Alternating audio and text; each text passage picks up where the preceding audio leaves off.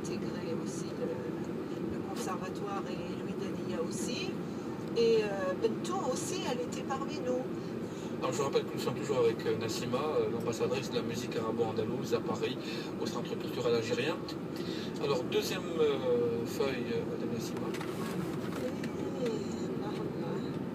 Bab el-Khouékha. Est-ce que c'est des souvenirs pour vous? Ah ben oui, Bab el-Khouékha, Bab el-Zaïr, Bab el-Sebt, Bab el-Zawiya, Bab el-Qbour, Bab Lida, c'était ça. Donc, كانت محوطة بالأسوار وعندها بيبان. Et nous, on a grandi dans cette ambiance et on appelait les quartiers comme ça par Bab el-Zawiya, Bab el-Khouékha, donc le diminutif de Khoucha. Alors en 1979, vous êtes soliste et vous enregistrez une anthologie de la musique arabo-andalouse et ses dérivés populaires. C'était avec la RTA, donc la radio et la télévision algérienne.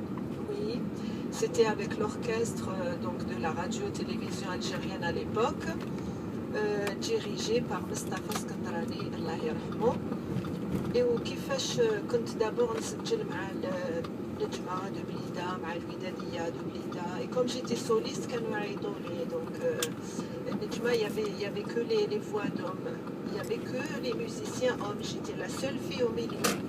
Grâce à عمي الحاج حميد وجايدير اللي جيت للإذاعة. Nassima, en 1994, vous vous installez en France et donc c'est l'ouverture vers d'autres musiques et c'est vraiment un carrefour d'échange. C'est une chance d'être là parce que avec des grands artistes.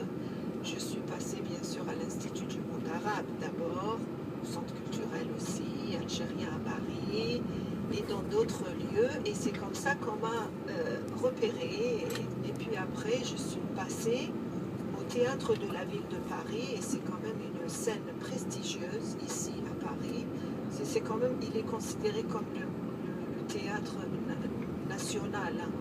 Et avec le théâtre de la ville de Paris, j'ai pu chanter aussi dans d'autres théâtres comme le Théâtre national de Bretagne ou de Strasbourg ou de Rennes. Il y a eu aussi l'UNESCO, la Sorbonne, le monde aussi, à New York, Montréal, toutes les capitales, on va dire, d'Europe, mais aussi l'Asie et les États-Unis, surtout en Floride. Alors, Nassima, quand vous animez des concerts comme ça un peu partout dans le monde, il y a forcément des Algériens, bien sûr, mais est-ce qu'il y a des étrangers qui sont curieux de voir et d'écouter cette musique andalouse? Ah oui, oui. Au début, moi, quand j'étais là, ici ou ailleurs, je pensais que j'avais en face de moi ou des Algériens ou des Arabes. Pas du tout. Très peu d'Algériens, un peu d'Arabes, de tout le monde arabe, curieux, mais beaucoup d'Européens et d'Occidentaux. Ils sont très curieux, ils sont vraiment passionnés par cette musique et les musiques savantes du monde. Est-ce qu'ils viennent vers vous après le concert ou discuter avec vous pour vous poser des questions sur cette musique andalouse? Ah oui, tout le temps. D'ailleurs, ici, c'est la tradition. Hein. En tout cas, moi, je fais ça. Quand je finis mon concert, je vais pour rencontrer mon public et discuter, échanger avec eux. Et des fois, il y a de grands spécialistes, hein, des musicologues, des chanteuses, des chanteurs d'autres styles qui viennent m'écouter et voir comment je vocalise, comment je chante, comment je place ma voix, comment je... Alors justement, vous venez de nous parler de votre voix, Nassima. On dit que vous avez une voix de soprano au timbre exceptionnel. Une belle voix, magnifique. Je le confirme. Merci Abdo. Je suis une mezzo colorato.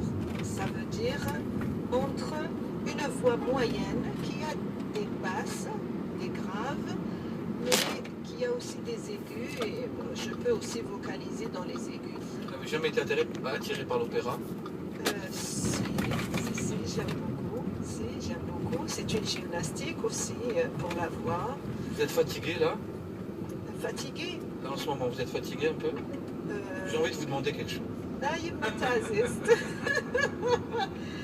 À la belle ici, c'est l'enseignement toute la journée. Donc, C'est quelque chose. en soprane. Mais je peux vous faire Ah oui, un peu bien sûr. musique arabande. Bien sûr.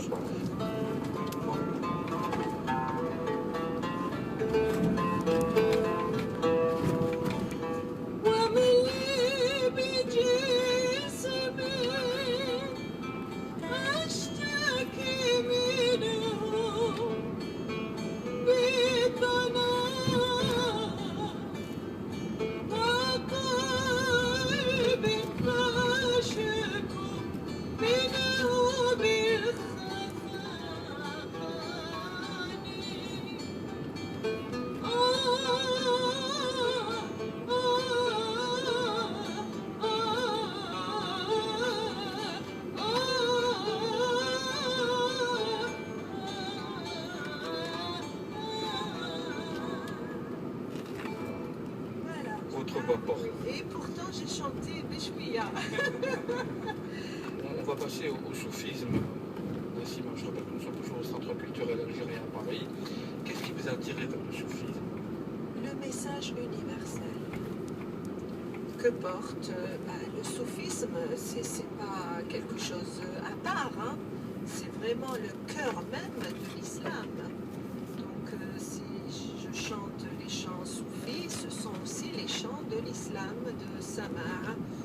Et donc, pourquoi je suis attirée par ces textes?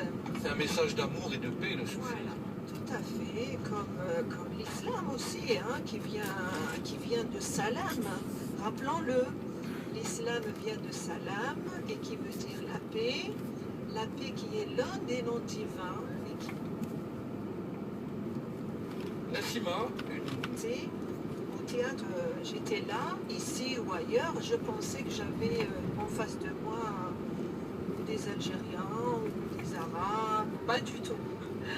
Très peu d'Algériens, un peu d'Arabes, de tout le monde arabe, curieux, mais beaucoup d'Européens et d'Occidentaux.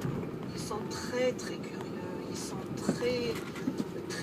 vraiment passionnés par cette musique et les musiques savantes du monde.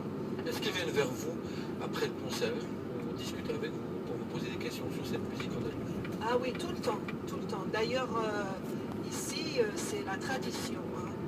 En tout cas, moi, je fais ça.